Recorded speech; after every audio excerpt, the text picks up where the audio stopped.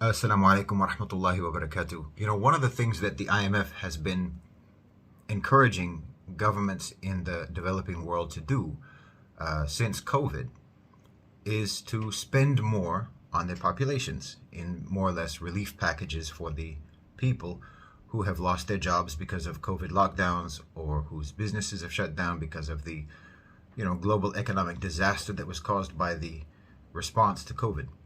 Now, this isn't something that we're used to hearing from the IMF. Normally, they want governments to shut down government programs. They want to limit the extent to which governments provide support for the poor and for the jobless and so on.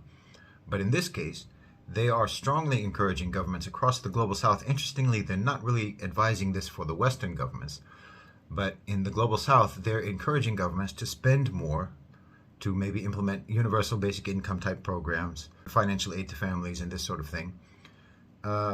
One, because they don't want them to work.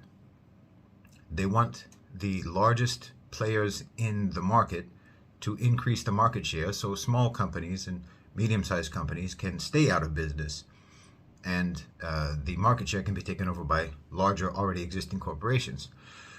The other reason is quite simply because spending that kind of money on social programs, on universal basic income, on welfare, and these types of things is going to bankrupt these governments, which will then send them directly to the IMF to enter into debt slavery agreements that will go for decades.